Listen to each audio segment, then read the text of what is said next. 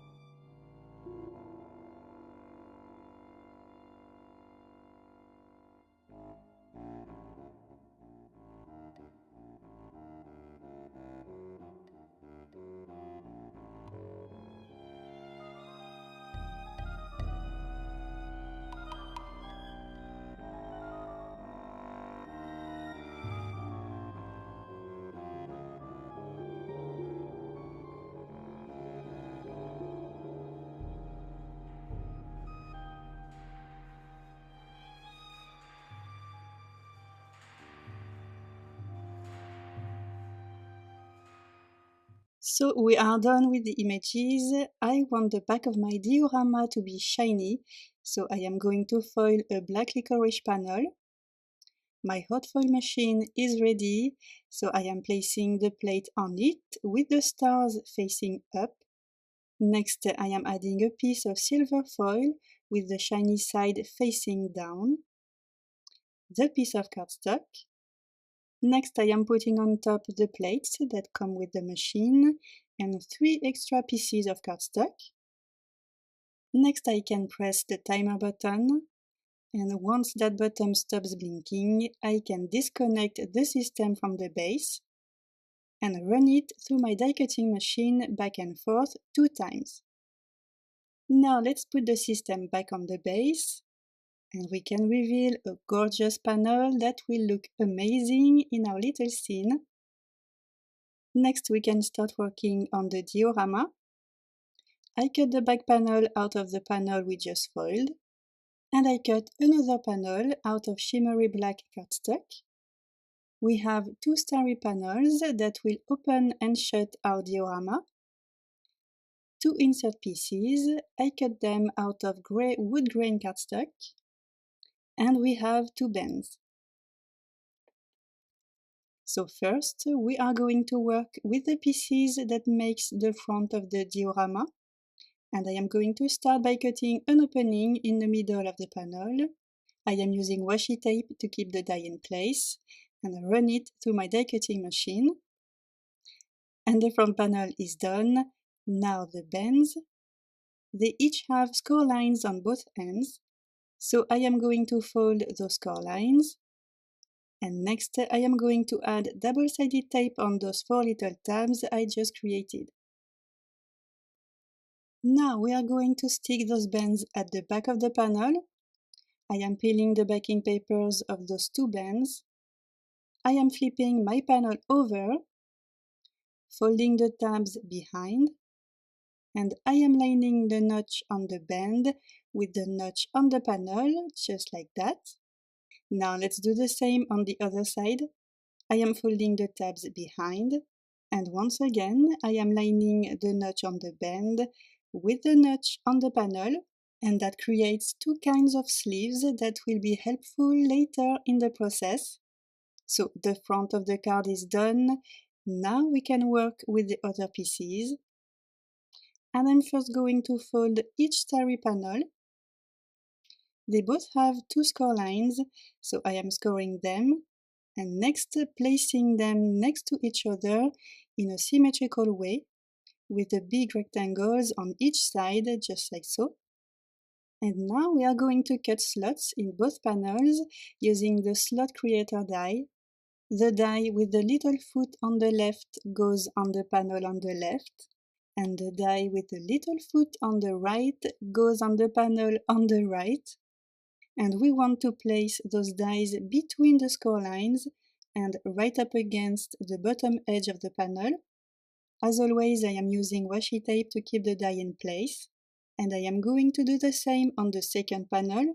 I am placing the die between the score lines and right up against the bottom edge, some washi tape to keep everything in place, and then a run through my die cutting machine to cut the slots. The next step is to add double-sided tape on each panel on the slim rectangles. And I am going to bring the foiled panel back and place it between the panels. I am peeling the backing papers of the panel on the left. I am folding it in half, and I am going to align it and stick it on the foiled panel right up against the left-hand edge. Now the second panel, I am peeling the backing papers off, folding the panel in half. I am placing it right up against the first panel to attach it to the foiled panel. So it's looking good already. Now we can bring the insert pieces back. Each piece have 4 little tabs, and we are going to fold those tabs on the score lines.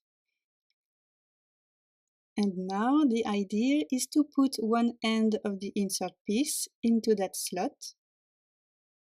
Once it's in it, we can unfold the tabs and then do the same with the other end of the insert piece into the slot, and then unfolding the tabs, and the same again with the second insert piece. We put each end into the slots and then unfold the tabs. Now let's complete the diorama with the front panel we did before. I am placing the starry left flap inside the left sleeve at the back of the front panel, and next the right starry flap inside the right sleeve at the back of the panel. And the base of our diorama is done, well, almost.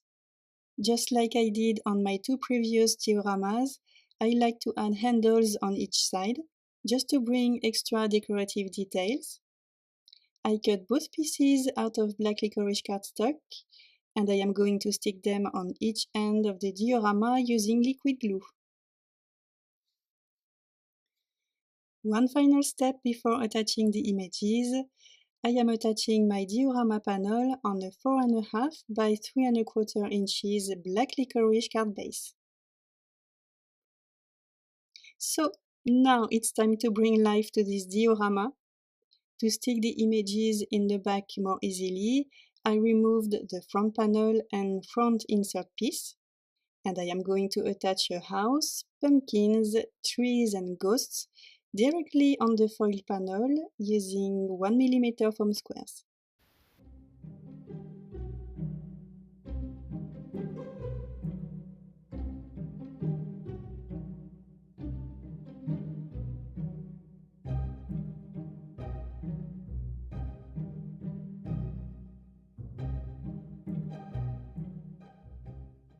Now let's complete the first insert piece. I am going to stick fences on both ends of the insert piece, and you want to make sure that the image can slide through the slot, otherwise the diorama won't be able to shut properly. So I am arranging several images on that insert piece, and I am using 3 mm glue dots and liquid glue to stick everything. And to make sure that I'm not doing anything wrong, I am closing and opening the diorama multiple times during the process.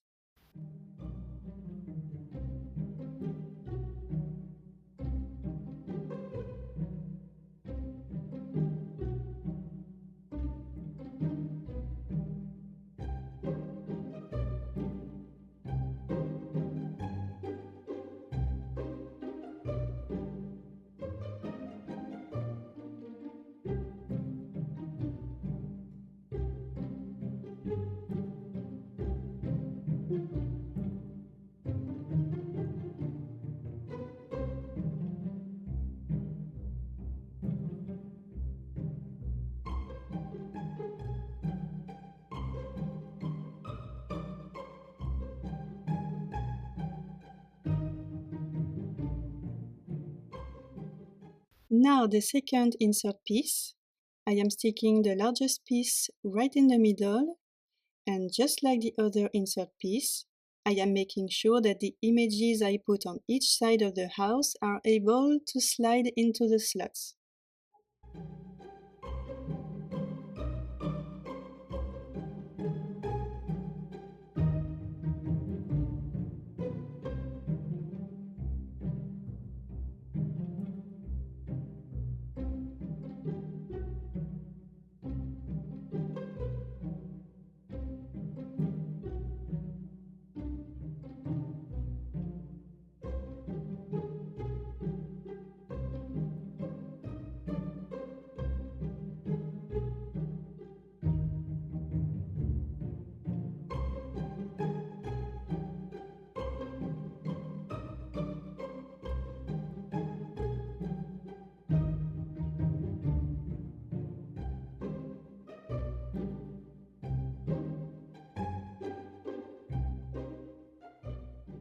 So the inside of our diorama is all done. Now it's time to complete our front panel with the biggest images, and I am using 1 mm and 2 mm foam squares.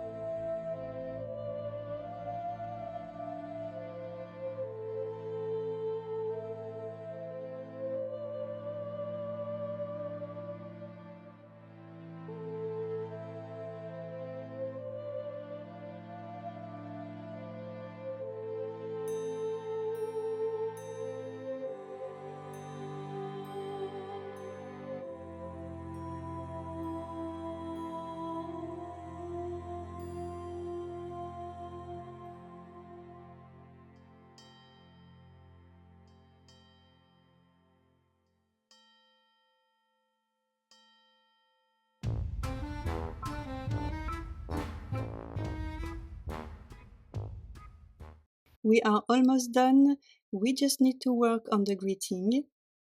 And for once I am keeping the footage because I'd like to show you an easy way to make a non-wavy stamp wavy. And basically I am placing the stamp diagonally on the banner. My apologies for putting my big head in the frame. I needed to align the stamp as nicely as possible. Next, you pick up the stamp.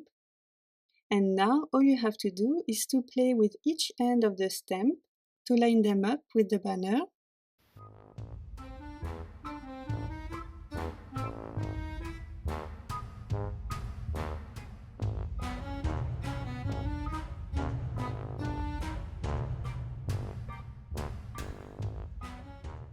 Now it looks good to me, so I can treat the paper with an anti-static powder bag.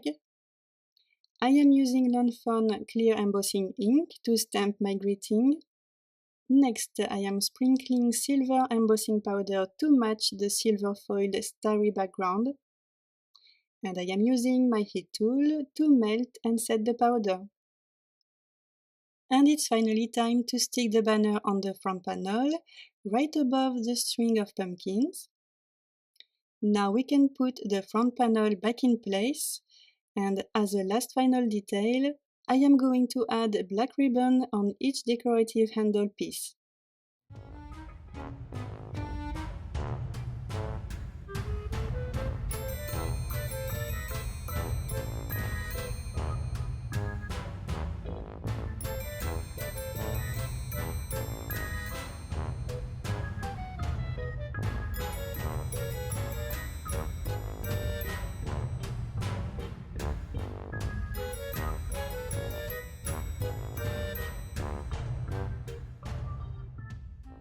And that's it guys, it's all done and I love it. It is super cute, super spooky. I hope that you like it. Thank you so much for stopping by and for watching this video. Have a very nice day and see you in the next one. Bye!